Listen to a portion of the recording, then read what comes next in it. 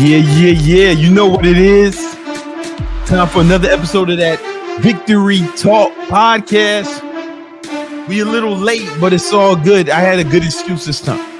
I got these guys following me around all day, doing a day in the life video. They're in the fucking podcast. They're not going to be on camera, but they've been following me down, slowing me down, fucking up my whole hustle, right? But don't worry, man. I still made it here. I'm still here for you. I never let you down. Let's start the show.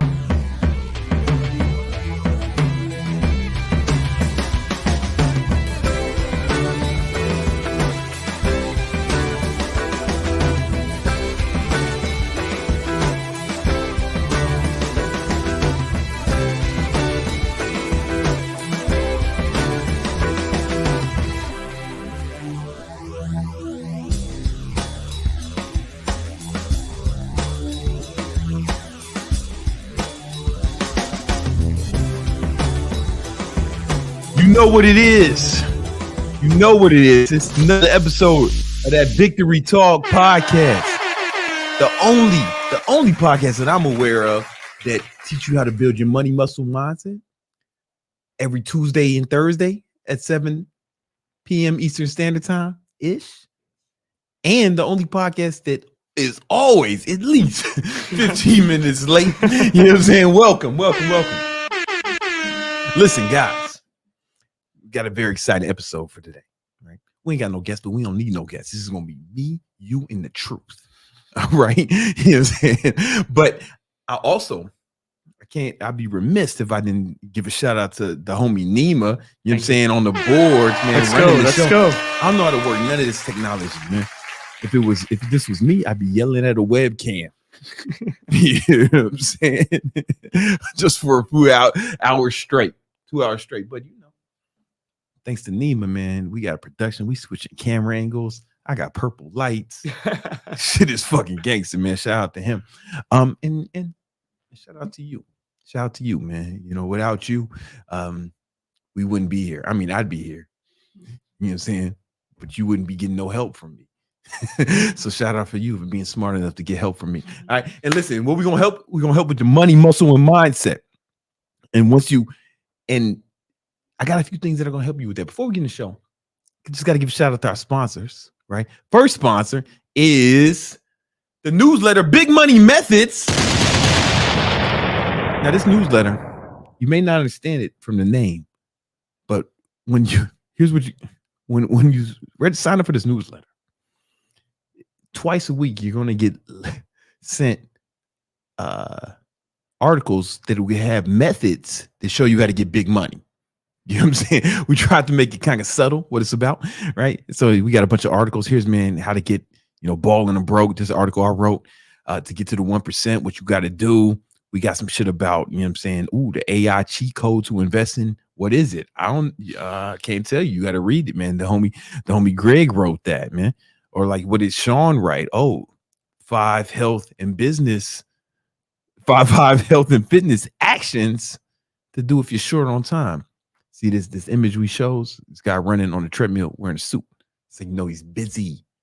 All right. You know what I'm saying? You need to get busy, man, too. We're going to show you how Big Money Methods is free. Register for it right now. Right now. Stop what you're doing. Links is in the description. Our other sponsor for the show is Thot repellent. Yes, right. Thot repellent. Thot repellent is the easy to apply spray that keeps the hose away. That's right. It's very important because listen, once you guys keep watching this podcast, you start building your money muscle mindset. Then when you join the free Discord we have, in the Discord, I got free courses in there. I'm going live in there all the time, giving advice. I'm posting there every day. The squad is in there. Once you in that environment, soaking up that game, it's only a matter of time before your money, muscle, and mindset improves. Then what's going to happen? The thoughts is going to come out, right? And they're going to try to impede your hustle, right? They're going to try to slow down your balling. They're going to try to stop your progress. And they're going to use their vaginas with nefarious intentions, right? These chicks are going to, here's what's going to happen. Right now, you guys are wondering, how do I get girls? Right now, once you balling and your money muscle mindset is at a certain level, you're not going to be wondering, how do I get girls? You're going to be like, how do I keep these fucking girls away from me? It's too many. No más, chicas, por favor. No más. Uno chica para mí. But they're going to be fucking... if you've seen I Am Legend, and you know the last scene, when the fucking zombies are scaling the walls, trying to break into their house, to Will Smith's house, Big Willie's house. That's what's gonna be like when you balling. You don't understand. When you balling and you in great shape, right? Come on, man. There's only a few of us on Earth, motherfuckers who are in great shape and balling. There's only a few of us. A lot of chicks got to settle if they want to ball. They got to settle for some fat white man. If you're a white man, it's cool. You're probably one of the cool ones. I'm just saying. You know what I'm talking about, guys. I didn't mean it to be as racist as it sounded. It's just this is live and there's nothing I can do. It happened already. But I love white people. There's one in the room, man. He don't be washing his hands when he pee, man. We caught him do that shit mad times, man. It's crazy, right? Gringos at sucia. Gringos at sucia. See, you don't say. Anyway, what are we talking about? That's right, thought repellent.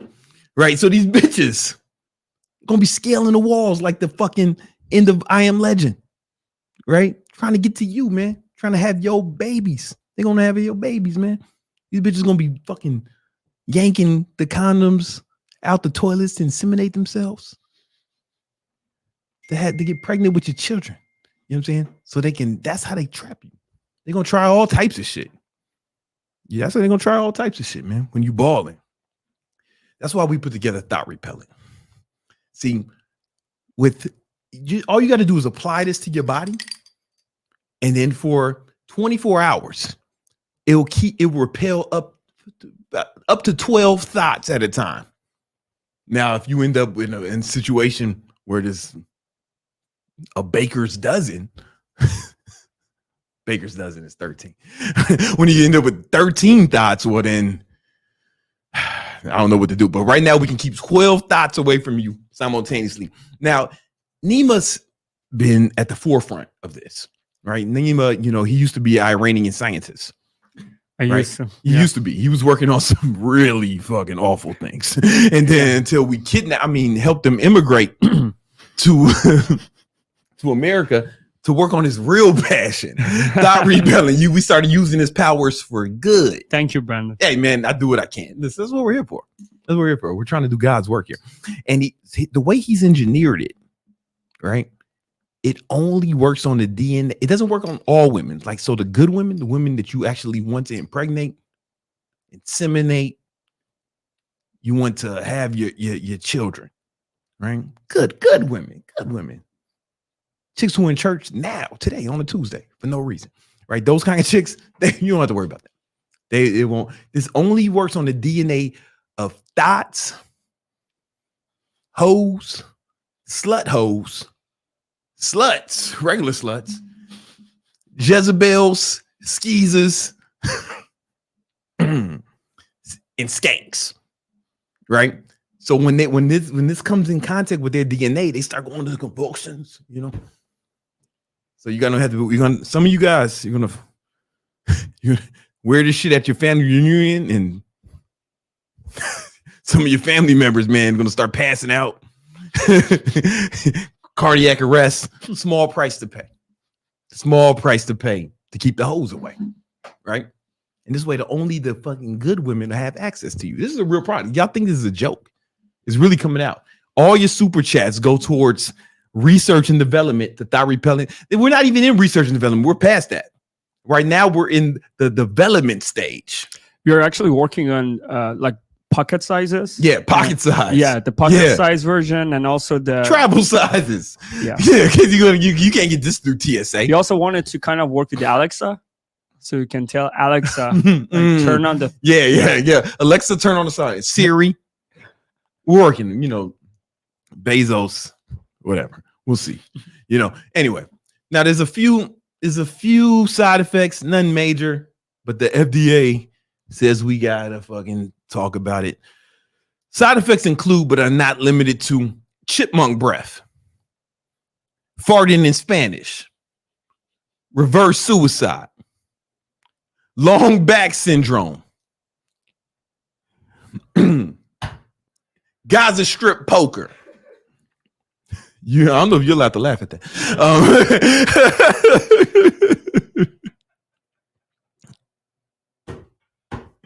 Kamikaze vomit, saber-tooth semen, and P. Diddy parties. When P. Diddy got a party, when P. Diddy asks you to party, you got to say no. You got to say no. P. Diddy wants a party, you got to say no. You know, these are the side effects. Listen, this is a real product. They think it's a joke, Nima. This is happening. It's not. This is coming to fruition. And all your super chats go towards the development of it. We're done with the research. This is happening, right? Q2, second quarter of 2024, all right? With your help. That's why we need your super chats, right? Every time you give a super chat, you help the cause. You help the cause, right? For the price of one super chat, you can save a baller from some thought, right? Don't let the ballers suffer. We need your help to save the ballers, man. One at a time. All right, guys. We got a lot of stuff. We got a lot to cover today. I think there's one hero who's already contributed to Thot repellent. I think that brother needs to be acknowledged. Yes. Energia is asking, why living in Miami? What if expenses and taxes are high? Is asking you, I think. Why living in Miami if expenses and taxes are so high? Oh, no. I moved from, it's all relative, right? I came from New York, right? And New York has a state income tax, and Manhattan has an income tax. If you live in Manhattan, it's an additional tax. So basically, I was talking to my accountant. He said, listen, Brandon, for every $1 million you make, you're going to have to give New York State $100K. And I was like, oh. And if I move to Florida, I can keep it, right? And he's like, yeah. I'm like, okay. Enough said, right? You know, so when I moved here, the first year I moved here, I basically saved $600,000 on taxes. So basically, I gave myself a $600,000 raise by moving to Miami, and yeah, that's exactly why. That's the only reason I made that decision.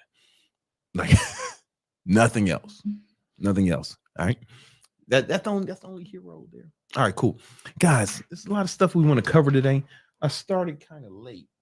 I know that's uncharacteristic of me. But it's time to get into the lesson for today. Hold on, my iPad popping. I wasn't ready. I had these fucking guys here filming me all day. Just bear with me. Yeah, you don't know what I've been through. Hold up, let's get into it. All right. So today, first of all, wait a minute. You guys bought. I just want to give a shout out to everybody who bought Celsius, right? And you may be thinking, because remember, if you would have bought it, we said buy it when it hit the 200-day moving average, right? A lot of you guys did it. One of the homies said one of the victinators. Well, he said last week he did it and he bought some options. And he made 10K, right? Because at the height at this time last week, you would have been up about 80% on that trade. Now I held, so I'm still up 65%, right? You might have sold, right? I'm still, just if you're asking, I'm still holding. I'm not telling you to buy right now, right? Again, if we get back to the 200-day moving average, I'm going to add more to my position. But until then, I'm just going to hold. I'm still way up. I know people have been asking. And you may be thinking that, Brandon, did Celsius tell you to pump this stock? No. I just put a lot of money, maybe too much, into that stock a long time ago. And now I'm trying to pump the stock up. Yeah, you may be thinking, Brandon's just trying to pump the stock up so he makes some more money. Yeah, but we all going to make money together. I'm not telling you to buy it now. I'm saying if it gets back to the 200-day moving average, if you did it, you would have made a lot of money. All right, guys. So just keep an eye on it. And when it happens, we're going to pump it up. Yeah. All right. Hey, but we got some other stuff to cover today. Guys, let's get into it. In a little segment I like to call Habits of a Winner.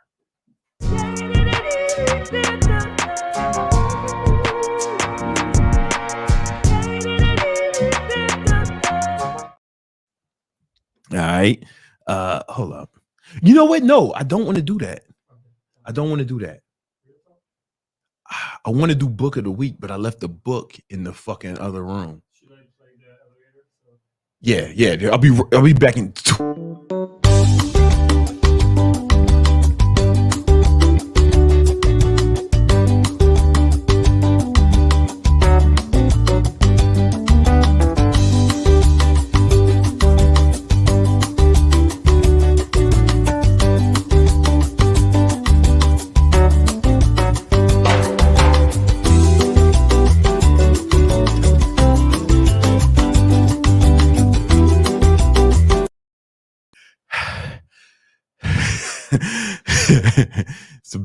This is a big apartment. All right, guys.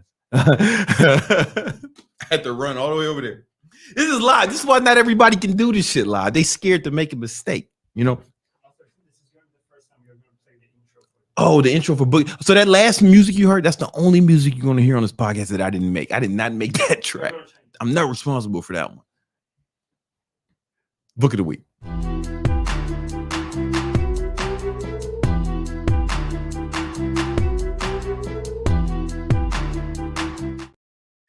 Okay.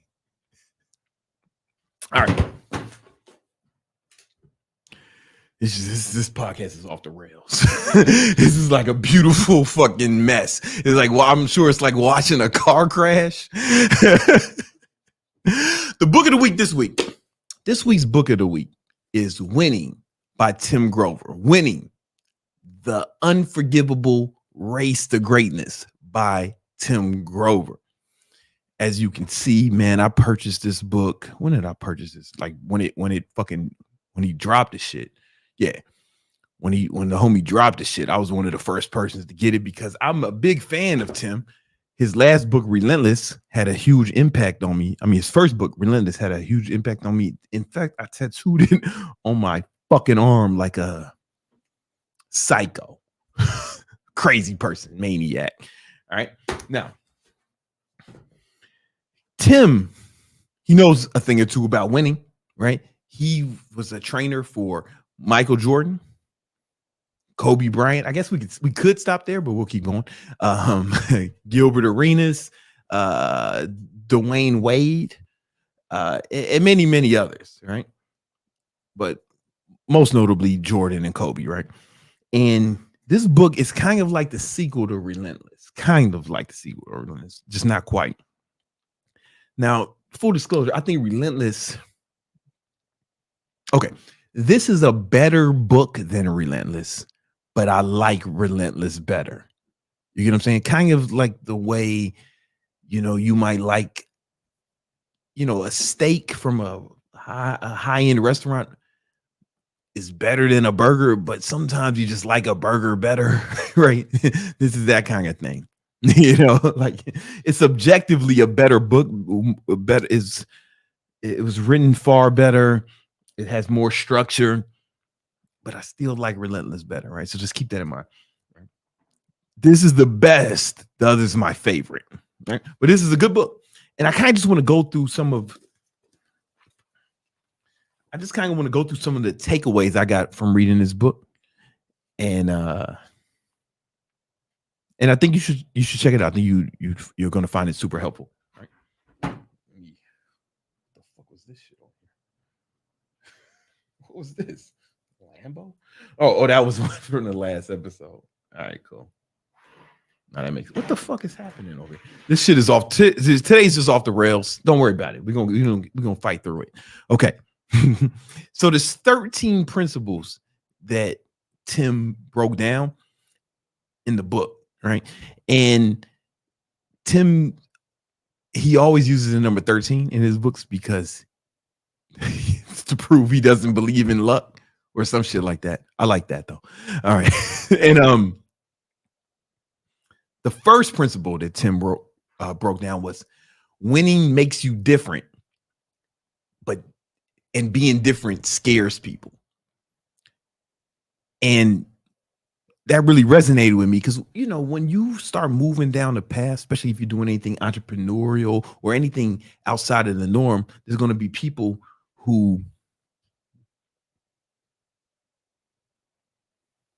see what you're doing. They're going to be like, oh, you're weird, or you need to chill, or they'll kind of try to like bring you back in to be more like them. Oh, you're doing too much, right? Even if you get into just fitness, right? If you get really into fitness, you start tracking your macros and you're like, oh man, that's too much. Don't do that. Don't do that, right? They're gonna see you being different, and it's gonna kind of they'll try to dissuade you from pursuing that path the way you're pursuing it.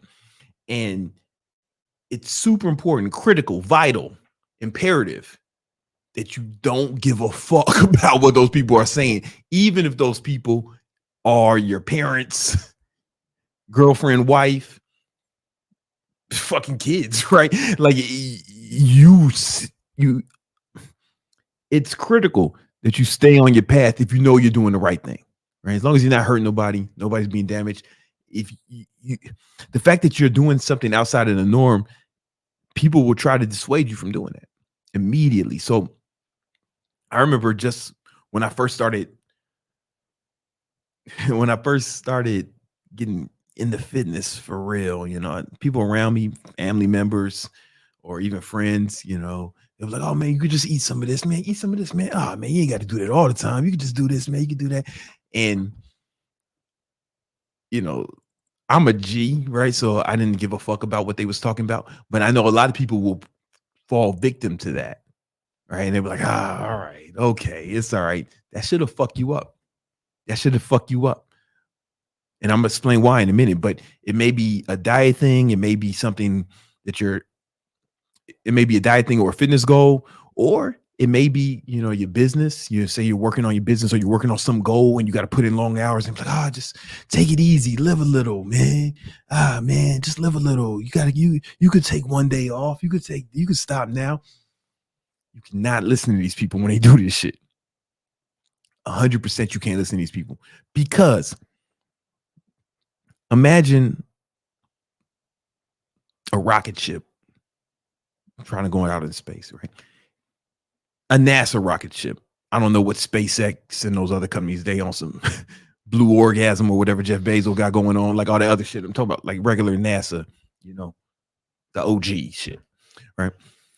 When one of those shuttles goes in the atmosphere, it has these two huge fuel tanks, right? Because it needs a tremendous amount of energy to leave the atmosphere. But once it gets out the atmosphere, then what it does, it lets those fuel tanks go, and then it can coast a little bit, right? And the reason I bring that up, because starting is the hardest part. But once you start making some headway, then you'll be able to go off momentum once you get momentum. But if you keep stopping, keep quitting, or giving into temptation, what happens is you may be thinking, oh, I can just do it this one time, or I can quit this one time, or I don't have to do this one time. No. What's happening is you're quitting for a second, and then you have to restart tomorrow. You have to do the hardest part over again, right? So when you say, oh, I just won't do my diet today, or I can eat this now, understand you're restarting your diet tomorrow. Right? You're doing the hardest part over again, right? When it comes to diet, or when it comes to anything you're trying to, any sort of bad habits you're trying to break, anything you're trying to abstain from, abstinence is easier than moderation.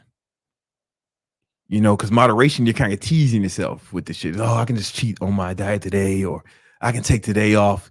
You're teasing yourself with this other shit, right? But if you just said, I don't take days off, right? If you just said, no, I just don't eat that.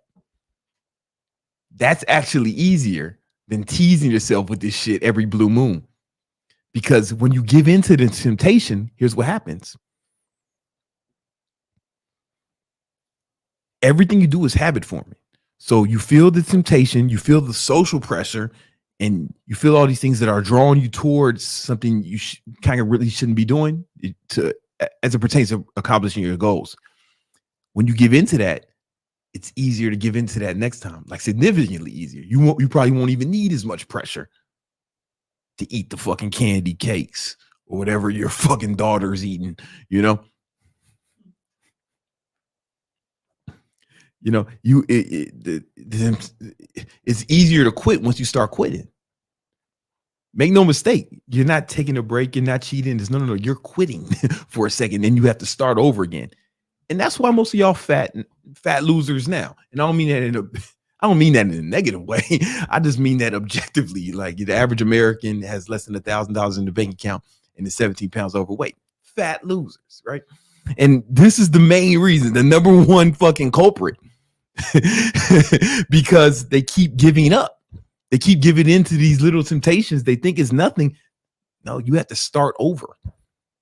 For example, when I quit drinking alcohol, I didn't have no problem with drinking alcohol. I wasn't a drunk like your mama, right? I was just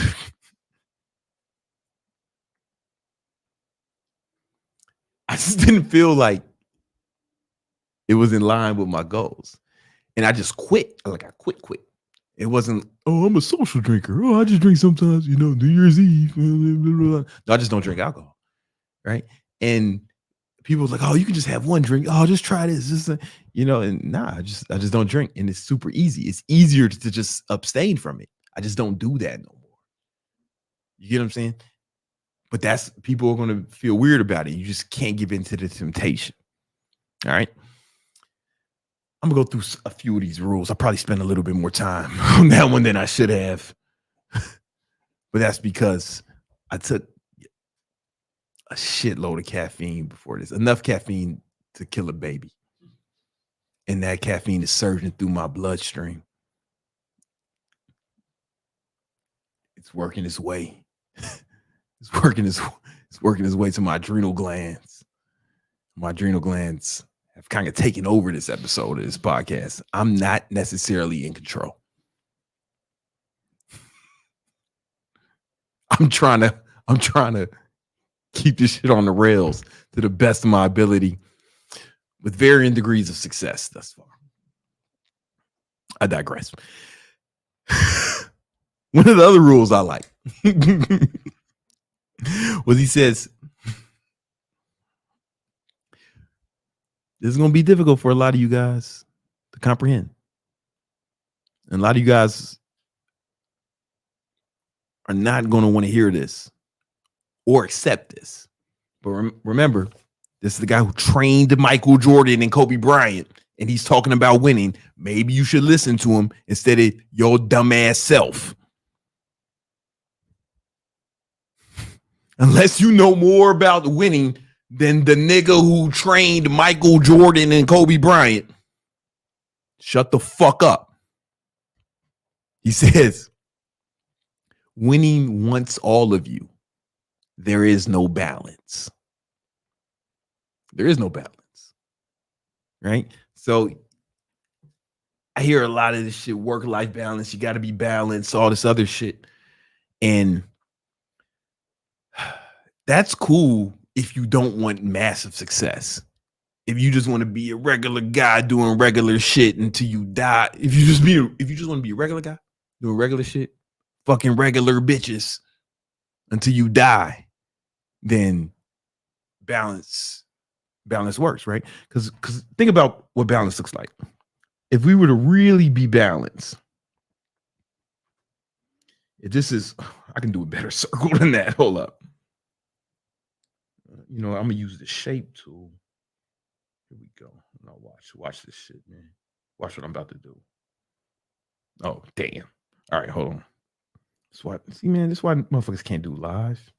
They afraid of this. Here we go.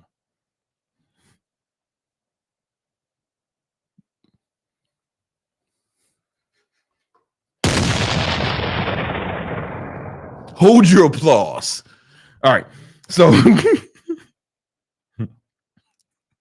perfectly balanced life would look something like this. Right? You work 8 hours, sleep 8 hours, and then you have fun the fucking other 8 hours. It's totally split down the middle. You know what I'm saying? That's what most people do, right? They work around 8 hours, sleep around 8 hours, and they spend the rest of the hours having fun, like enjoying life, man. You know what I'm saying? Getting high, Scooby-Doo, whatever the fuck, right? Yeah, you're not gonna be able to do that and accomplish extreme success. If you want to be a regular guy doing regular shit, fucking regular hoes, then yeah, that's cool. That makes a lot of sense. But if you want massive success, if you want extreme success, how can extreme success be accomplished without extreme actions? Right? If I told you can be extremely successful without, if I told you can have an extreme result, take success out of it, just an extreme result, and you didn't need extreme action for it to happen, wouldn't that sound fucking ludicrous, insane, bonkers, outrageous? Because it is. That shit don't even happen in the movies. Like, that shit don't even happen in Hollywood, right? Batman was not balanced, right? They don't even make fucking movies about motherfuckers achieving extreme success on accident or strolling their way to fucking be a millionaire. That shit don't even happen in the movies. Even whores gotta fuck some ugly old motherfucker until he dies. Like, that's extreme. Sucking old dick until the motherfucker dies. That's extreme.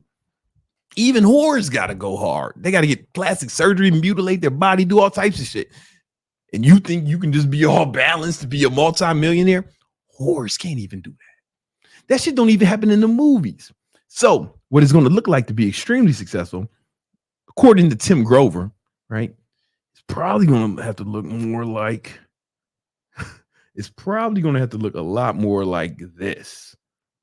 If we were being honest, where you're going to spend most of your waking hours chasing victory instead of chasing dopamine, And listen, you don't have to sacrifice your family. That's the one thing. It's a misnomer, right? You don't have to sacrifice your family. You can still spend time with your family. It's like what you have to sacrifice is all the other bullshit you do, right? Think about how much, I hear this all the time. Man, I still got to spend time with family. Family's the most important thing. Family. Shut up, nerd. It's okay. Spend all the time you want with your family, right? Here's the thing. You don't spend all the time you have with your family. You're still watching Netflix. You're still fucking playing video games. You're still jerking off, right? You're doing a bunch of other bullshit. That's the stuff you have to sacrifice. I'm not telling you to neglect your kids and miss birthday parties and shit. Nobody's telling you to do that, dummy, right? You can and here's the thing. Your fucking kids don't have fucking 40 hours a week to spend with your goofy ass. Right? These motherfuckers have to sleep. Children have to sleep like 10 hours a night. Right? And then they have fucking school, after school programs, homework, their own fucking friends. They don't have 40 hours a week to spend with your goofy ass, and they wouldn't want to spend it with all of it with you if they had. You want to do kid shit for 40 hours a day? And kids don't want to do grown-up shit for 40 hours a day. Right? You don't have to spend the same amount of time you spend with kids now. Just stop doing all the other shit, right? So the years that I was really going hard to get money, right? It's like, yo, I just didn't go to the movies. I didn't watch TV. I didn't watch sports. No basketball, no football. And I'm black. You know how difficult that was for me? And then I don't know what was happening in pop culture. I didn't know all the latest rap songs, Lil so-and-so and Young so-and-so. I was just focused head down for a few years. Now I'm super rich, successful, and handsome. Oh, sorry, I just threw that in there. but it was no balance. It was no balance. I still slept 8 hours. So you're gonna have to plan shit in your calendar. I talk about that in other videos. This is just a snippet of what's going on in this book. This is an incredible book. Some of the other chapters in this book, Tim says that, winning never lies. Yeah. It's kind of like what they said in the Bible, by your fruits, you shall know them, right? You know what I'm saying? You either win or you lose, right? We know it. We're going to know what happens when we look at the results, right? In sports, you can go hard and still lose, but in life's not binary, right? Everybody can win in life, right? In sports, it can only be one champion. Sports is harder than life. Like life, you can be successful. Again, some asshole's going to say, not everybody can be rich. Of course, dummy. Not everybody's even going to fucking try, right? How do I know that? Because Netflix stock is hitting all-time highs. That's how I know that. You motherfuckers ain't trying. You're doing other shit. You feel me? You're doing other shit. And that's cool. I definitely think you should read this book. I'll put the link in the description. It's a better book than Relentless, but I still like Relentless better. But that's a personal thing. I think this is objectively a better book. The link is in the description. Winning by the big homie, Tim Grover. All right. Hey, I think we got some super chats. Yes, we do. Crack open one of these liquid. Yeah. Okay. Aro is asking how to get them chicks step by step. How to get them chicks? This motherfucker. Yeah. You must be new here, man. You must be new here. It's okay. It's okay. I forgive you, brother. You know not what you do. All right. Here's how you get them chicks.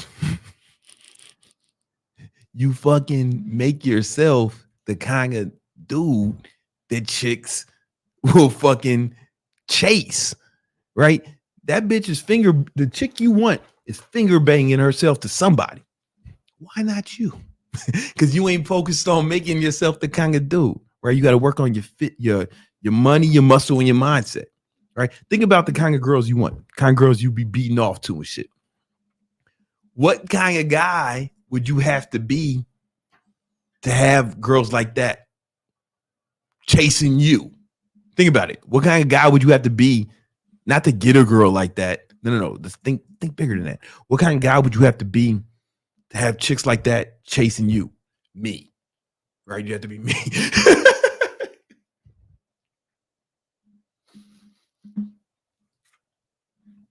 It's funny, but it's not a joke, right? So you got to be fucking.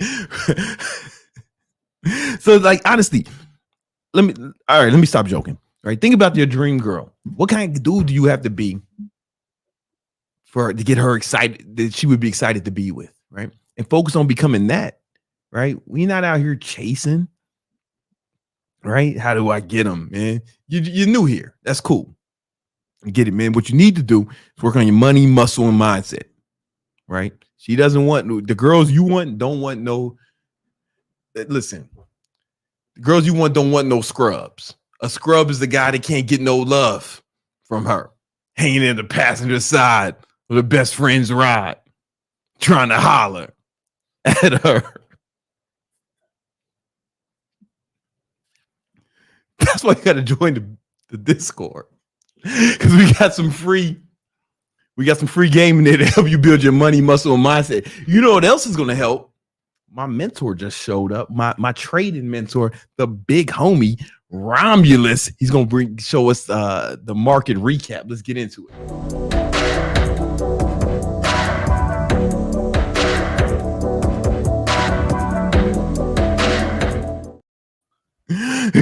Yo, Romulus, what up? Yeah, the ancient Roman version of Big Homie. You guys may have heard Maximus. Yeah. There you go. There you go, man. That's the ancient Latin version. That's the Latin That's the Latin translation. Yes, exactly. Translation, a big homie. But I bring that up because it's a tale as old as time, isn't it? Yeah. You know, you Whoa. think that old Caesar was doing all he was doing just because he wanted? No, he was looking for, the tail. Yeah, it was all time. Listen, man, Caesar was a wild boy. And then he went down to Egypt. It was a different time. Found the tale of all time. Yeah, he did, man. Yeah, he did. Yeah. So wait a minute. What do you? I'm a little confused. So maybe you can straighten me out here. Mm-hmm. A minute ago, I saw you take a sip of a beverage. Yeah. It was not Celsius. So straighten This me is out. what. Listen, I've had too much today. I'm gonna be honest with you. I've gone too far with the Celsius. I can feel my eyeballs twitching. You got a little like my heart is about to jump out of its chest and do the podcast for me. You got a little bit of caffeine jolt, do you? Yeah, listen. I don't do anything halfway, Romulus. You know me. Here we go. Celsius, baby. That's come on, man. Good to us, hadn't it? Hadn't it? Been good to us. Yes. Yes. Let me hold on a second. I'll show you that here. Yeah, let's do it. Mm-hmm. Okay, everybody. Thank you very much for your time. My name is Romulus, General Romulus of the Victory Unit Legion. We've got hundreds of centurions in dozens of countries all over the world, and that means that you should be coming on board for us. So I have Celsius stock up right now, and anyone who is thinking, what is a stock? What is a chart? What is Celsius? What is he talking about? We answer all those questions for you and to you over time in our Victory Unit Discord, which, by the way, is free. And also, as I'm talking here, I would highly recommend that you get yourself over there by tomorrow afternoon, 4:15 p.m. Eastern time. Why are we doing that? Because tomorrow and every Wednesday, we have a free event called Traders Town Hall.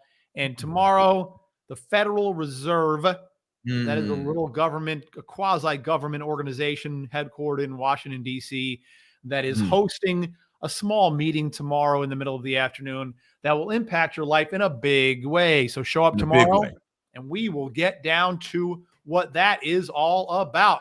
And if you are sleepy, we'll drink yourself some Celsius there. You yourself some Celsius as much as you can. And wake your ass up. Start bathing in this shit. Yeah.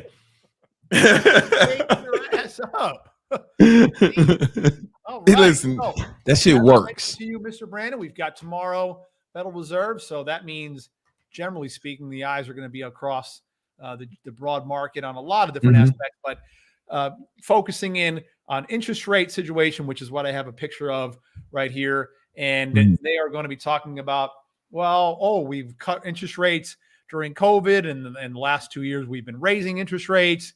And did we do it enough? Is it time to cut them now? And that's the nonsense that these people are going to be rattling on and on about tomorrow. The traders around the world are going to be digging in detail to the discussion points, to the press release, to what is said after the meeting at about 2:30, 3 o'clock Eastern time, to find out if and when the Federal Reserve plans to cut interest rates. Now, eventually they will. I mean, to say that they never will again, of course, is silly and nonsense. Nothing is like that in life. They will cut interest rates again. But I can remember last spring, and it was almost about now, maybe April actually, when the big money players, the institutions, the pension funds, the hedge funds out there were saying, the Fed is going to cut interest rates in November of 23. When we started coming into November 23, we get through September into October, they realized that, the Fed isn't going to cut rates in only a month. Then they said, they're going to cut it in January. And then we got into the beginning of the year and said, we're not going to cut rates in January. Well, they're going to cut them in March. And now here we are in March. They're not cutting rates tomorrow. That's a guarantee. They're going to come in. How long, my question to the institutions out there, the big money players, how long are you going to maintain this facade before you come to the realization that your ass was just flat out wrong about this? Flat out wrong. The Fed, they're going to cut rates eventually. Yeah, sure they are. But you were wrong for a long, long time as to your timing for when. What do I think? They're going to cut rates sometime this year. Like last year, the big money thought they were going to cut 6 times. That's also ridiculous. They're going to cut at some point this year, but it's going to be later. July, September. It's not going to be in a hurry. And they might do 2 cuts, and that's about it. And we might not even get July. It could be September, November, even before they cut rates. So Not going to be any kind of a hurry. And why are they not going to be in any kind of a hurry? What is going on out there? Well, Brandon, last week, you and me and 20 cans of Celsius, we sat down, we had a little conversation with about 18,000 of our very close personal friends. 18,000 meaning the people that watched live last week. And we talked about this. We talked about price of oil. And we talked about it at length last week. And we had a picture up here, and we discussed the picture and what that means. This was last week. Okay. We talked about it breaking out. Yep. So I remember you talked about it last week. Yep. Last Tuesday, here's oil price at $77.56 right there. That's a week ago. Okay. Now, today, prices jumped all the way up to $83. So you can do the math on that. It's a big run. And we talked about a way to enhance that run by 2 times. Yeah. That was. And here it is. And boom, booyah, or however you want to celebrate it. But that was a bucket. You know what that was? That was a pile of gold at the end of the. We said buy calls. I don't know if anybody was like, yo, it was right there. We said we was buying calls or selling puts. We said it last week, you know? Yep. Yeah. Well, we took that leprechaun's pot of gold right from out under him. He didn't know what hit him. We bought him a beer, put him back to sleep, and off we ran to the sunset with his pot of gold. And in this case, the pot of gold was oil. So we literally laid that trade at your feet. Here you go. Here's a way to make thousands and thousands and thousands of dollars for doing nothing more than drinking Celsius and listening to us. That's really the success formula. That's been the success formula all year. Drink Celsius and listen to us. It has been. Yeah. It's been a success for anyone who's done it has benefited wildly. Big. Yeah, benefited big. So the price of oil, we were happy to bring that to everybody in the Victory Unit. That's why we want you to come live tomorrow and get into the Discord if you're not already. If you are in Discord, then just check in. There will be a public invitation. I'll release that tomorrow morning, 4:15 p.m. Eastern time. So that is that. Now, in addition, markets are just kind of marking time. Okay, you see that they've really been. This is the Dow moving sideways. Here's the NASDAQ moving sideways. Russell moving sideways with just more volatility, but still moving sideways. NASDAQ 100. S&P still has a little more of an upward tilt to it. It's going index. Straight up. Yeah. Got a little more of an upward tilt to it. But for the most part, the broad market, as you look at all the major indexes, have been just kind of marking time, moving sideways. That's because for several months, there was a good, rapid upward advance that no matter what happens, those types of situations do not sustain themselves forever. Nothing. 100%. Remember this, everybody. Nothing moves in a straight line forever. I don't care how good or bad it is, except for a bankruptcy. And even in the worst economic and stock market conditions, bankruptcies are still pretty rare. Like in the dot-com crash and the financial crisis of 08, 09, there were bankruptcies, but they don't happen nearly as often as you might think. So nothing really moves in a straight line forever. Always remember that out there. So we're talking about interest rates. We're talking about the Fed. We just saw the price of oil. If you filled up your gas tank a few weeks ago and you need to go again in the next few days, you'll notice that the price you paid weeks ago was much lower than what you'll pay next time around. You're driving around town, you're Ubering or lifting, walking, taking a horse, however the hell you get around. It doesn't matter to me. But remember, look at a gas station sign and you'll see that the prices are higher. And if the gas prices are higher and you're paying more, well, that means everybody's paying more for gas. And if you're paying more for gas, well, that means you're paying more for everything. Okay. Yeah, exactly. Because we haven't fully electrified and solarified the global economy. As a matter of fact, we're far from doing that. It'll happen eventually, especially if you're younger. You'll see the day for that to happen, but it's still decades away. Oil, the price of oil is still the number one economic input in the entire global economy. Remember that. It'll be like that for some time to come. And therefore, the price of these. So here, let's look at that. I bring that up for a reason. Here is wheat prices. This is a major, obviously, agricultural input into the global economy. Up off of its lows, not touch to the point where you have to say, oh, we're going to be paying a lot more for bread soon. But it's up off its lows. But take a look at soybean. Soybean prices are significantly off their lows. and they're flirting with this 50-day average, which really hasn't happened. You know, you have to go back here in late 2000, early 2000, December of 03 to see that. Here's the price of corn. That's also flirting with a 50-day average. That hasn't happened in the same kind of time since November, December of 2023.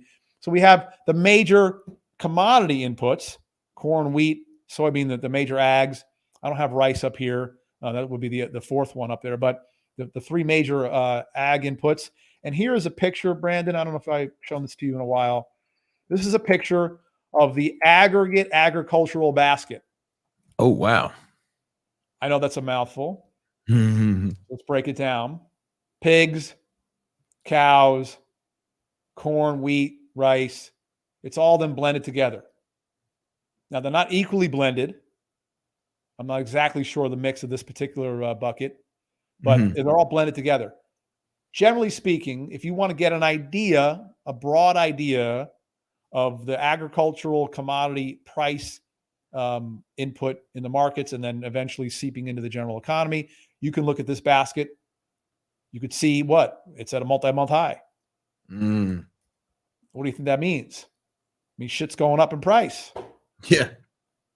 So the Fed cannot cut interest rates if the prices of everything are going up. Exactly. Yeah, because they want to fight inflation. Yeah. Yeah. Right. They have to do the opposite. They have to fight when prices of things are going up. That is called inflation. Yeah. It's not the exact technical definition. The exact technical definition is too many dollars chasing too few goods and services. That's the old-fashioned definition.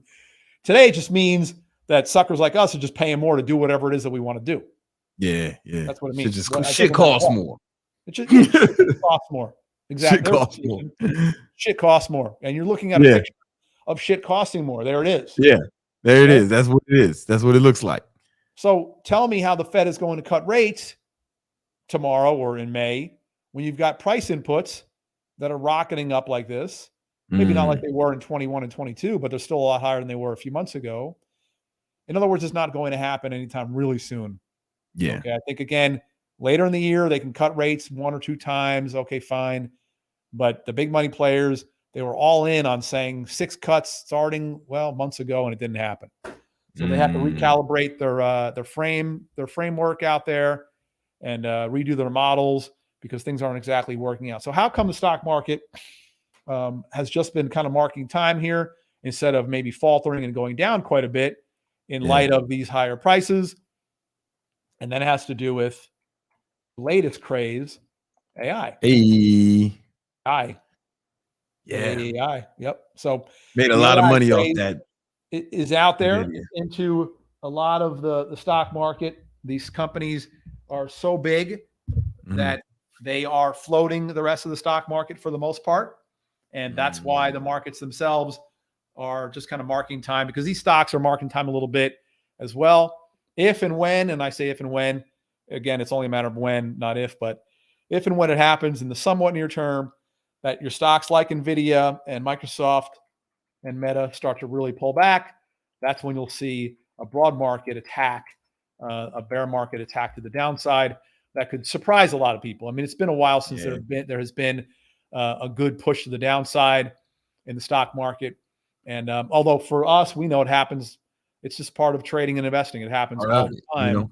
It's been a while, and it would probably shock the hell out of a lot of people if it does happen in the the next 2 to 3 month period of time. Yeah, so, I know that we've been kind of carrying on here quite a bit, but there was a lot to talk about. Hey, man, I appreciate it. Can I ask you about a few individual stocks, Ron? I would hope so. Yeah. Netflix flirting with the all-time highs.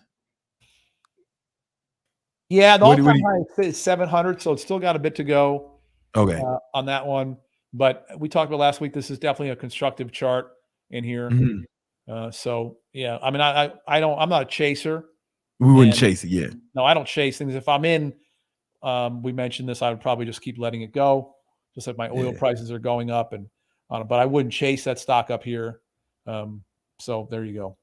All right, cool. How about Home Depot? HD? Yeah, man. What's that look like? Let's see if we can pull back in here. Let me draw a line. Mm-hmm. Somewhere around here. I'll split the middle with you there.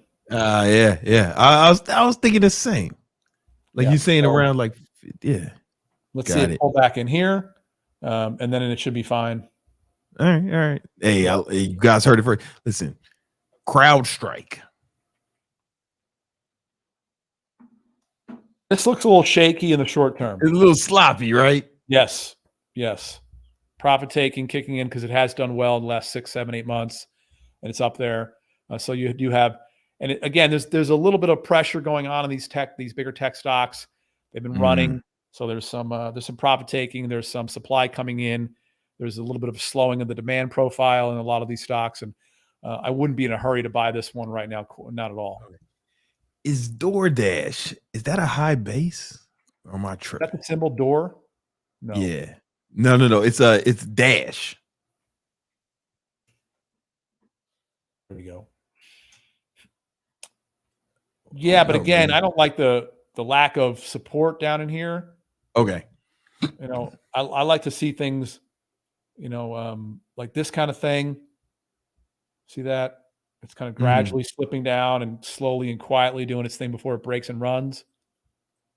I was looking at, because of the NCAA, the March Madness, Greg and I were looking at DraftKings. Yeah, the Donkey Kong DraftKings deal. It's got a little more of a consolidation going on in here, but it's also I'd rather see it down in here. See this last point. But I like to see things kind of move quietly. Like this profile here is better. I see. It's quietly slipped down, and it's like Celsius did. It slipped down into near 200-day moving average, and then it jumped. That's the profile of a lot of stocks. Almost like a falling wedge. Yeah, there you go. Yep. So you have a similar profile. A lot of these stocks are up. They ran. You're buying them late in here. They're late stage bases, late stage consolidations, and they carry a lot more risk. Okay. All right. No, I feel you. Chipotle. Similar thing. We talked about it last week. Here, but no volume on the breakout. I don't trust low volume breakouts. Yeah. But I can understand why. It's a late stage situation. Yeah. Everybody's in it's probably in it already. Yeah. Here, let me show you a picture of a stock that will kind of speak to the current condition and situation. All right. So we've nailed this one twice. We nailed it. This one for 4,000% return in 4 hours. And we nailed it again over here for about a 1,500% return in 4 hours. So there you go. Anyway, so this company was admitted into the S&P 500 a few days ago last week, and the stock is up way up from this consolidation period, which I like. I like these kind of moves here, and then it breaks out. It's way up. What do I like to do? I like to buy low. I like to sell high. Well, the executives of this company, they are doing the same thing. They are now selling high. This morning they announced a massive share sale to raise money for the company. And that's why it gapped down. That's why it gapped down today, because they're now selling. They're increasing the supply of the shares of stock. Yeah, and that is going to serve as an overhang, because there's more shares now and you've got the same demand. So what happens when you have static demand with an increase of supply? Economics 101 tells you the price should go down. And here it is, proof in the pudding here, going down. But I can't blame them. I would do the same thing. Tesla did that a number of years ago when their stock was running like that, when they were having their big runs, and Musk would use those runs to sell stock and raise money. And he was able to do good things with it. I'm not saying that it's a smart move for SMCI, for Supermicro to do that. But in the near and even intermediate term, it does increase the supply of stock, which then serves as a source of overhang for the price. So your heyday of running when the stock is running like this is over for now. Okay. And this is probably not uncommon. I'll bet you'll have companies there are board meetings across the country right now thinking, hey, we got a healthy stock price right now. Let's go out there and raise some money so that we can take advantage of these high prices. We know that we are told to buy low and sell high. Well, we need to sell high because prices are high right now. Yeah, the SPACs, especially when remember all the SPACs were doing that in 2000. Yeah, 2020. Yeah, that's as soon as they came out, they would fucking plummet. Everybody would sell. Yeah, everybody would sell it. Same They shit. were using it to raise money. The supply went up. The supply of shares went up, and then it was good night. Again, this super micro is probably not going from where it is now, from $900, down to 200 or something. That's not going to be happening anytime real soon. But I wouldn't be in a hurry to buy the stock anytime real soon either. All right, cool. All right, well, thank you, Romulus. So again, don't forget, everybody, tomorrow afternoon at 4:15 Eastern time, come to our Discord. It is free. We will be talking at length about the only thing worth talking about. Well, that's joining the Discord and getting in there with us. In addition to that, the Federal Reserve and what's going on tomorrow. You've got to be there. You need to understand this stuff. It's a free event anyway, so we expect to see you there. Hey, brother Romulus, thank you so much, brother. Good night, everybody. Yo, man, I think we got some super chats before we move on. Yeah, let's see. Some heroes have contributed to that thought repellent. You know what I'm saying? Actually, let me pull up this one first. Dylan just threw $5 on it. $5. Listen, man. You know what I'm saying? We appreciate that. And then we got a question. And Tony. And Tony is Yeah. asking. Actually, I should say with my accent, Anthony. When trying to scale and delegate, I tend to micromanage due to the skill level not being maintained. Is it on me to be a better leader and trust, or do I find better candidates? It depends on where you're at, right? So, for example, when I first started hiring people, I started with like interns. And the problem with interns is you end up with like an army of incompetence, right? And you have to like train them, and they don't know shit, right? That's what they're there to learn, right? And who's the teacher? You, right? And eventually, hopefully, they get to the point where they're proficient enough to start doing shit on their own. You still have to manage, but you definitely want to get to the point where you're not micromanaging. But a lot of employees, they may have to learn how you do things, right? They might, even if they come with a certain skill level, they might want to know how you do it, right? This, there's the way things are done, and the way you want it done may not be the same. So initially, most employees need a good amount of direction. What you want to do is you want to SOP this shit, so people know how to do it your way. I mean, it's still gonna need some directions, but if you can have SOPs, standard operating procedures, that would make it super easy. So, like for a lot of positions in our company, we have like 36 employees, and for a lot of positions, we have like legit SOPs of how to do each part of the job, complete with like video examples and looms. So if motherfuckers quit, get fired, or die, it's not a big deal to plug someone in most of those jobs. We can find somebody, with competence who can do that. You need that anyway, right? You need to learn that. So to answer your question, it may be you need more competent people, or you need to be better at SOPing your job so they come in and they know what to do, right? Like when somebody comes to McDonald's, for lack of a better term, like, yeah, somebody has to train them on flipping burgers and shit, right? But there's an SOP, like the way burgers are flipped at McDonald's over here, the same way they flipped all over the world. That's why you get the burger that tastes the same. That's why the fries taste pretty much the same, right? A good book to read to help you with that, it will help me a lot, is The E-Myth, right? And he goes into great detail about that, right? So, everybody has to go through this growing phase that you're going through. I think you'll find it beneficial. The E-Myth. All right. Cool, man.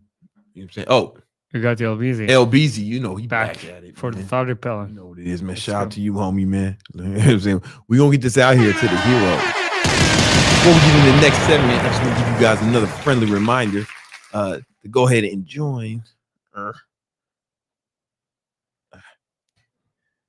Make sure, if you haven't already, subscribe to the newsletter, Big Money Methods. Free, links in the description. Newsletter all about teaching you methods to make big money. It's in the name, right? It's free. You're going to get the newsletter sent to your email twice a week. And I'm writing articles. Me and the homies were writing articles to really help you accomplish your goals and get it popping. All right. Now we're going to move on to the next segment. We already did habits of a winner. No, we didn't. We did. Oh, now we got to do habits of a winner. Oh.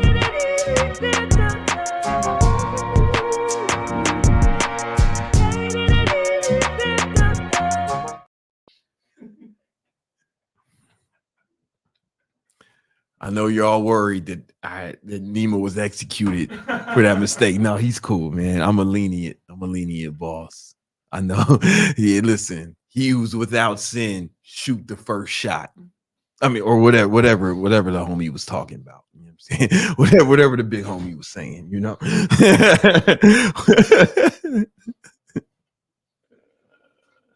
Okay.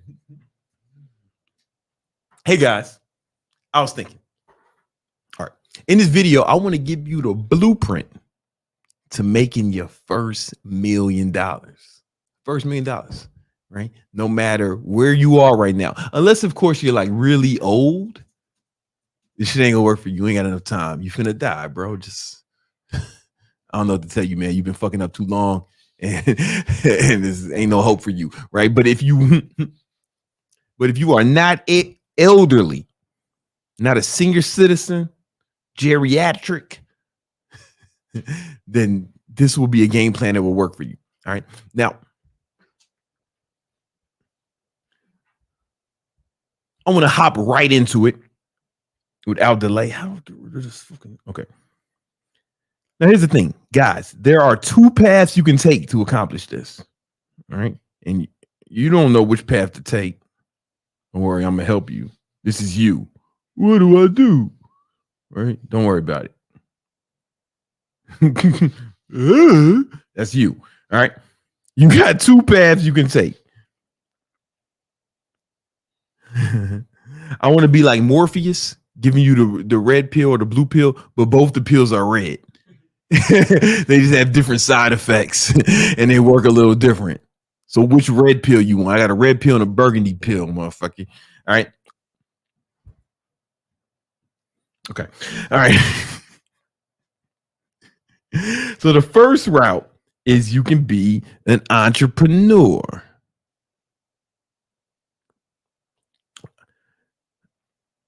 I'm sweating bullets, hoping I spell this word right. We're going to see. We're going to see. Oh, I do. Yeah. Is that right? I feel like it's too many words. Is that right? Yeah. Did I spell it right? That's right? Yeah. Shout out to me, man. Shout out to me. Listen, I have dyslexia. I was diagnosed with that shit. If you make fun of me, it's a fucking hate crime. It's like making fun of cripples and dwarfs and shit. You know what I'm saying? It's like making fun of cripples and midgets. You know what I'm saying? Why would you do that? It's weird. God's gonna punish you. All right, so that's route number one. Or you could just get a job. So I know a lot of these entrepreneur guys, make money guys on the internet. They say, man, you can't never have a job. A job sucks. It's the best job. Listen, bro. There are a lot of strategic advantages to having a job over being an entrepreneur. For one, you can still get rich doing it. I'm gonna show you how you can still do it. I'm gonna lay out both paths. You got to decide which path you take. That's why I said it's gonna be the red pill or the fucking dark red pill. All right.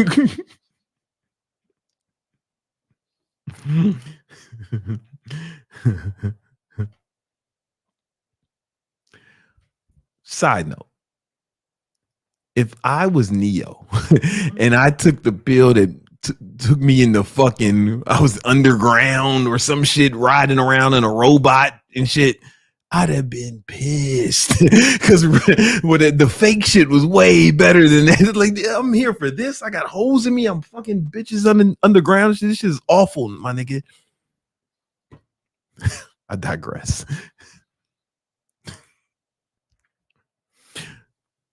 Job. The benefits of having a job is low. It's you can still get rich doing it.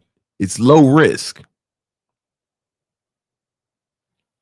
right? Low risk. Almost everybody's doing it. The problem is if you want to get rich, it takes a long time. We're going to get into how.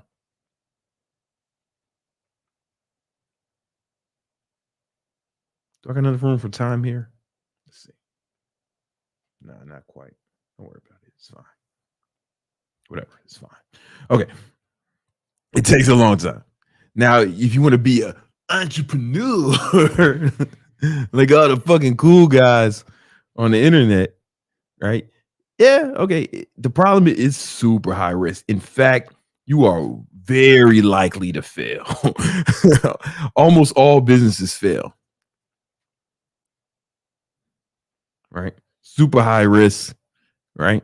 However, you can get rich quick.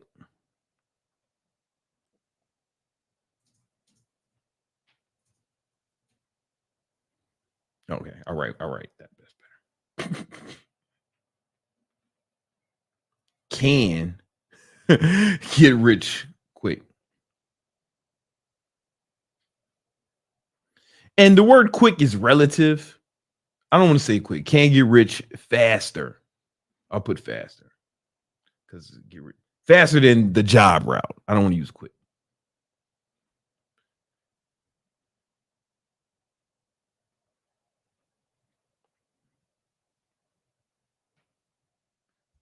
I didn't mean to write on you, bro. My fault, man. It was an accident. You know, I'm doing the best I can here. I didn't mean to fucking draw on your face like that. Don't take it personally. All right. That was incompetence on my part, not disrespect, man. Don't take it as such. All right.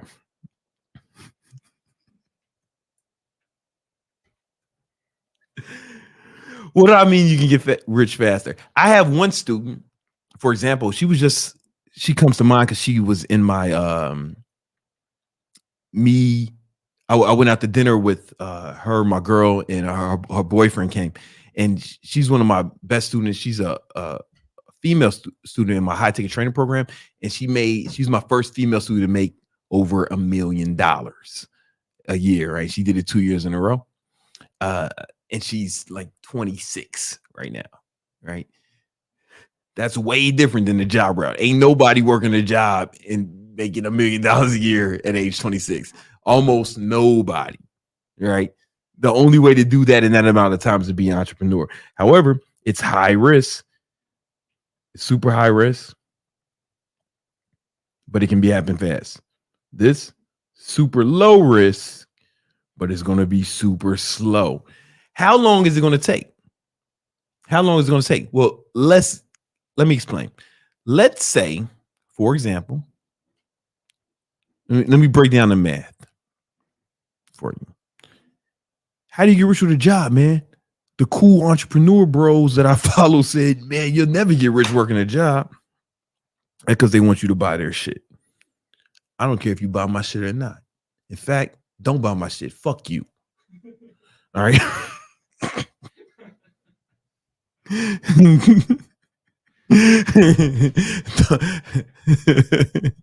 Just shut the fuck up and listen. Your broke ass. All right. Let's say your broke ass start with $2,000. All right. Nothing crazy. $2,000. Let's just say you got $2,000. Probably don't, but for the sake of this example, let's just say you got $2,000 somewhere, right? Let's say you can make an extra $2,500 a month, right? So you might be thinking, how do I make $125 extra $2,500 a month? I'll explain how momentarily, but any asshole can do it. Like fucking retards can do it. I seen it, right? Don't worry about it. And let's say you invested that in either the stock market or real estate. They both give about 10% returns per year on average for 20 years. All right.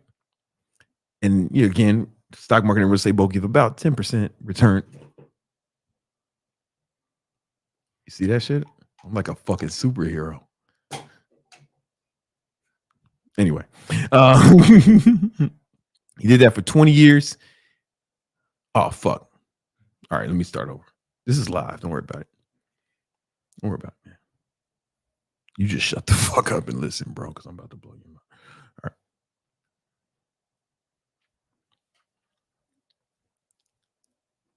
Calculating. All right. In 20 years, you have $1,700,000 and some change. Right. And anybody can do this. I'm gonna explain how you can do this extra 2,500. I can explain. All right. But anybody can do this, right? So this means if you're fucking 20 and you work part-time at Foot Locker on Saturdays and Sundays for 20 years, you can be a millionaire by the time you're my age, 41, right? And you can take it off there. The reason it's more than $1 million because there's a little something called inflation, right? Annual inflation rate is about 3.5% a year, right? 3.5% of 1 million is $35,000. $35,000 times 20 is $700,000. That's why I had this number. That's why I want you to make this much, because this is $1 million. 20 years from now, this will be $1 million in today's money. If that makes sense. Some of y'all too stupid to understand what I just said. That's cool. Just make sure you spell my fucking name right when I give it to you at McDonald's. When I order my 4 shots of espresso, make sure you spell my name right on the cup. I'm gonna say, hey, you ask me my name, I'm gonna say Relentless. All right, spell it right when you give it to me. That's not my name. That's just what I tell the hoes at Starbucks because it makes me laugh. It's an inside joke between me and myself. Anyway, McDonald's, Starbucks. Sometimes I make mistakes. Don't worry about it. Let's keep going. All right.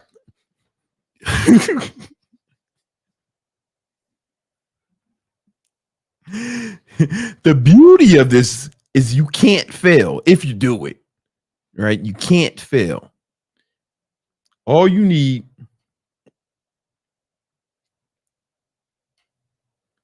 it can't fail, right?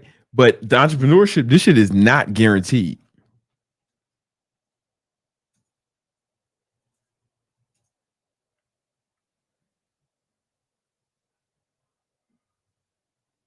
If you can't read that, don't worry about it, man. Take your own notes. Okay. It's not guaranteed. All you need, so the game plan, if you got a jobby job, a job, right? Boom. You have to make an extra $25K a month and invest it for 20 years. I'm saying you can do it. Anybody can do it. Anybody can do it. It's just difficult. It's difficult because you got to make an extra 24K. You may be thinking, man, I'm broke, man. I got 35 kids. How am I going to save this much? Listen, man, I ain't tell you to have all them kids. I'd have told you not to, right? You should listen. You made your bed. You got to sleep in it. You know what I'm saying? You had unprotected sex with all them women. Now you got a bunch of kids. What I'm not going to do is sit here and let you fucking blame your inadequacies on some children, right? It's not their fault. They ain't asked to be here. That's your fault. You fucked them hoes without a condom. I digress. You're going to figure it out, asshole. No matter how many bastard kids you got. And what you're going to do, you're going to have to work a little bit more, right? So maybe that means on the weekends or after work, you work a little bit more, get a part-time job in addition to your regular job, right? You have to make 25K above what you're making now and just save the rest and not save it, invest it. 2,500 and invest it every month. How can you do that? Right? How much is that a fucking week? I don't have a calculator, but I do have an Asian person right here. He can do it. It's the same as having a calculator. 625 a month. You can sell crack. I'm just joking, right? There's all types of shit you can do, man. You can literally work at fucking Foot Locker, McDonald's, drive Uber a few hours after work. You know, you could just fucking drive. You can make that shit on a Saturday driving Uber, man, once a week. You fucking some months got 5 weeks. So you'd be overshooting it if you just fucking drove Uber a few hours a week on a Saturday, man. You just have to work more. This is your goal. And you just 20 years. But I'm just saying he can do it. You can do it. Now you may be thinking, man, it's gonna take long. Yo, I'm actually doing this for my son. I'm putting like this much money in the stock market for him. I've been doing that since he was a fucking baby. Ever since he was a little motherfucking infant. I've been putting about $2,000, $3,000 a month in the stock market for a little homie. He don't know it. He don't know it yet, man. But by the time he's fucking 20 years old, by the time he's 25, he gonna be a multi-millionaire. And if he pleases his father, I'll decide if I want to, let him utilize those funds for like a business or some shit. I don't know what I'm gonna do. I don't know what the world's gonna be like in 20 years, but I'm gonna be ready with at least a meal for the little homie, man. He on the work, or maybe it's just college fund. All right, little homie, go to college, man. If you want to, if that's still a thing. By then, I don't know. We'll see. But I'm actually doing that for my son right now. You ain't have a dope ass dad like me, so you got to do it for yourself, man. Or you can take the other route. I'm gonna tell you, man, it sounds cooler than it is. It's not guaranteed. It's high risk, but you can get there faster. You can get there faster. But this is super difficult, right? Because you got to have it's more difficult as well. So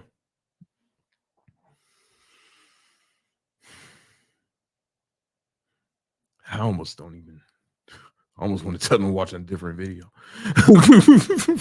Oh, fuck. All right.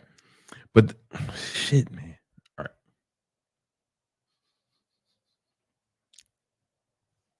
If you're going to go to entrepreneur, right? Here's the thing.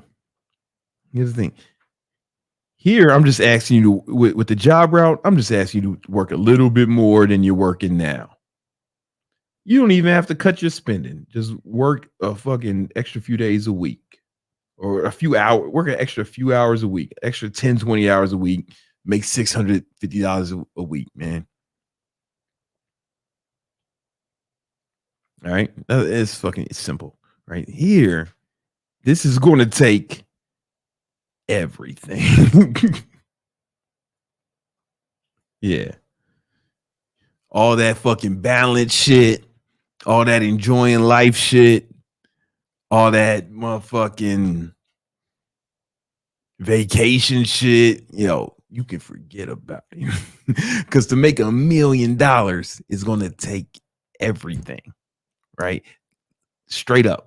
Only 5% of businesses ever reach the $1 million a year mark. 5%. The likelihood of failure is super high. It's almost guaranteed. Most entrepreneurs fail at their first business, right? But it's going to take everything you got. It's going to take everything you got.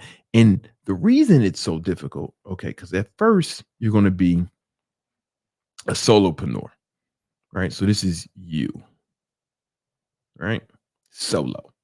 Now, initially, you're doing every part of your business. So you got to come up with the product or service, right? You got to come up with it, and you got to do the fulfillment.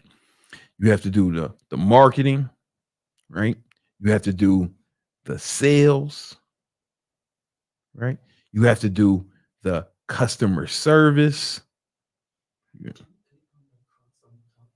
Yeah.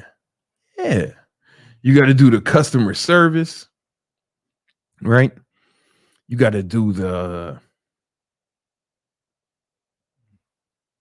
are the major parts, actually.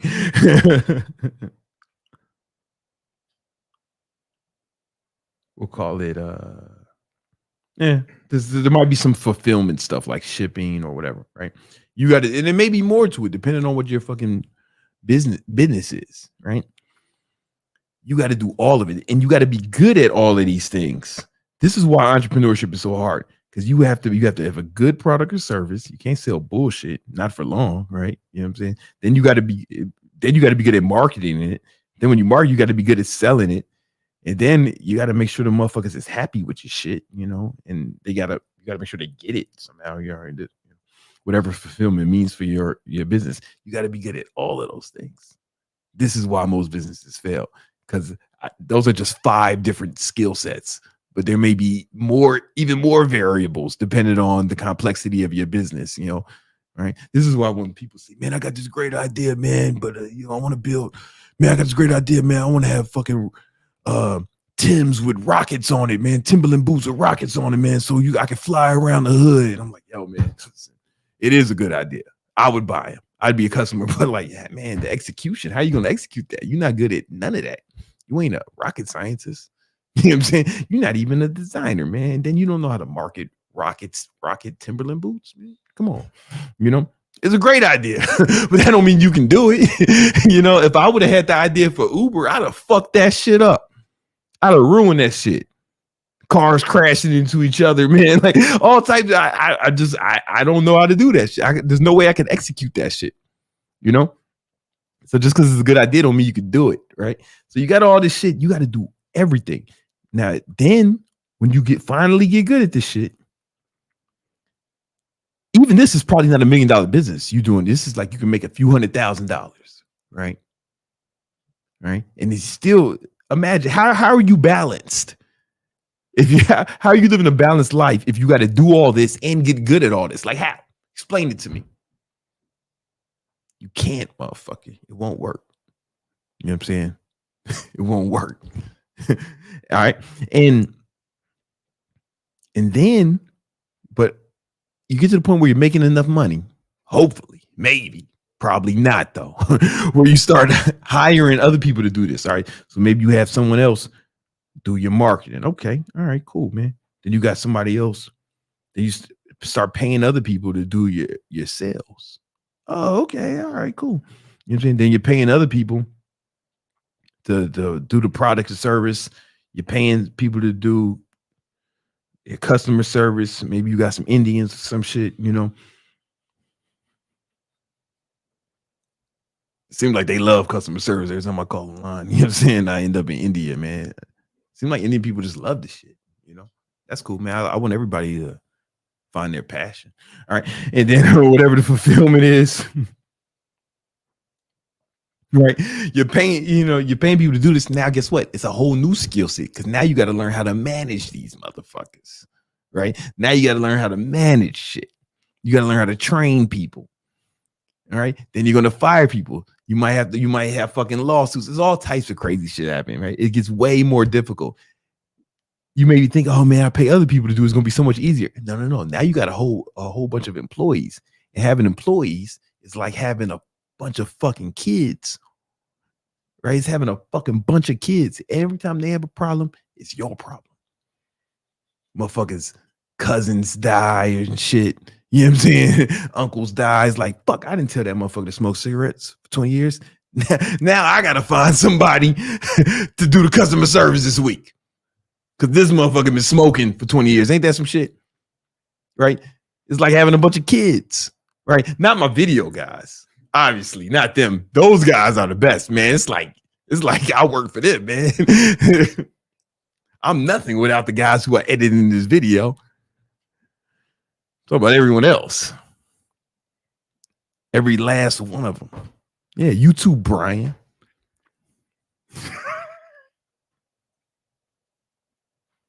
Like having a bunch of children, you know.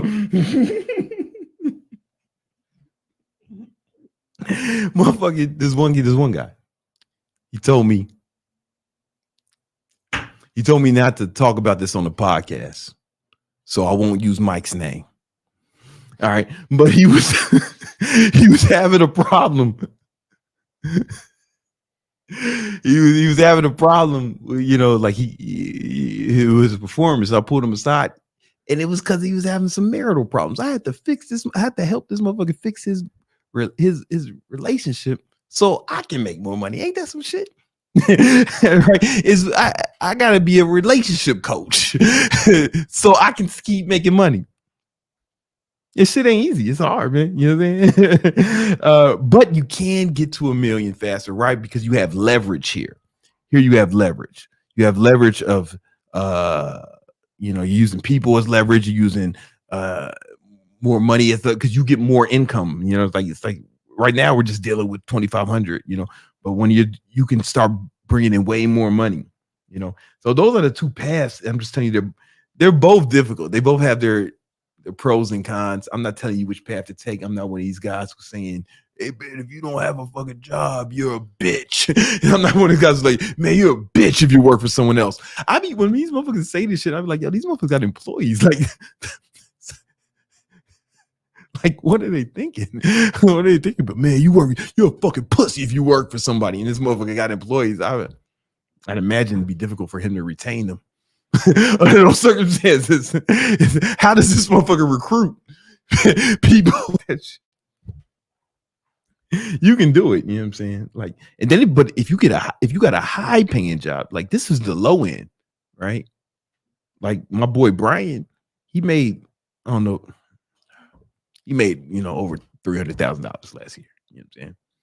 That ain't bad. Without the risk, without having to manage all these people, without all the fucking bullshit I had to deal with. You know what I'm saying?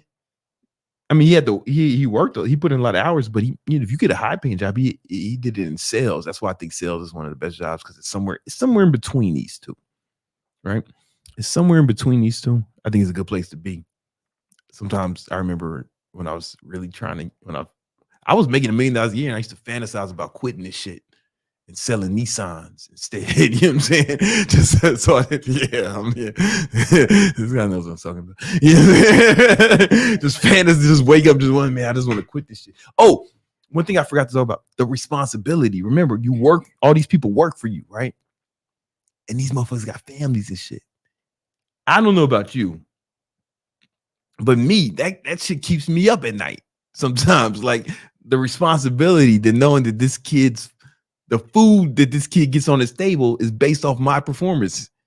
You know what I'm saying? Like if I don't show up and if I'm not the best leader I can, this motherfucker's daddy don't make no money. And now the kid can't get braces. He gonna get made fun of, or maybe even beat up because he got buck teeth and shit. That shit happens every day in America, right? So I'm thinking about the employees and their kids, and it's fucking pressure, bro. Nobody talks about that, Whatever route you take, or you might just say, hey, fuck it. I just want to be a regular guy doing regular shit, fucking regular bitches until I die. You might have more fun doing that shit, right? You might have more fun doing that shit. But the problem with that is even that's a sacrifice as well, because you'll sit around wondering, damn, what could I have been if I really tried, if I really put my all into it? And that's the type of shit that would make me kill myself. But you might be cool with not fulfilling your potential or being the best you can. Like some people don't. That's not a big deal to them. They just want to smoke weed and watch Netflix and shit, play Call of fucking Warfare or whatever the fuck. You know what I'm saying? What's it called? Fucking Minecraft, or yeah, we're gonna play fucking games all day. And, you know what I'm saying? Whatever, man. I don't know. I can't tell you what to do. However, if you're ready to go down this route, you want to take the redder pill.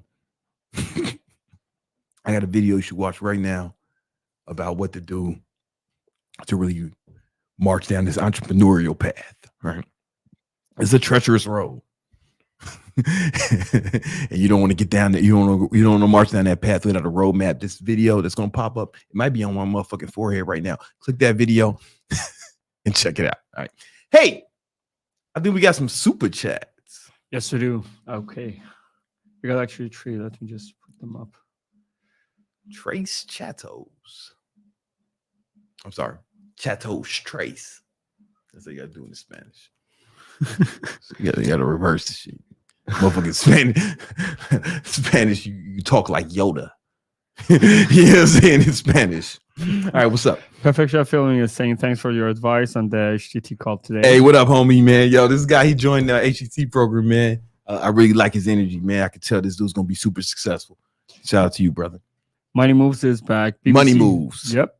BBC, how did you keep believing that you would eventually become a millionaire, especially when you were working 7 days a week for 2 years? I'm 15 months into it and learning how to believe that I'll eventually get there too. Yeah.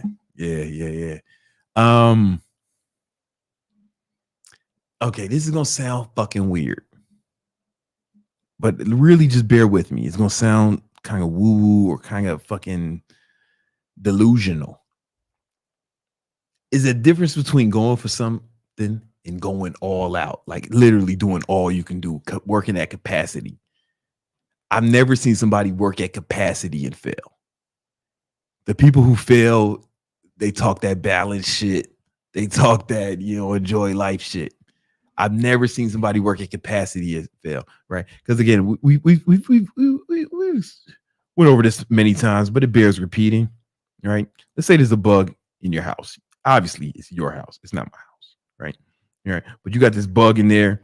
He's living a good life. He's enjoying himself. Maybe he's like in there mating with a bug bitch. He's building a little bug family, a happy family in your house. You know what I'm saying? They having unprotected sex with each other, laying eggs, having offspring in your crib, right? He's living a good life. And then you see this motherfucker, and you got two options.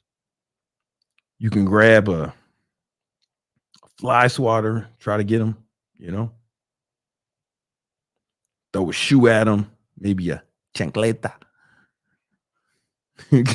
or something like that, right? Or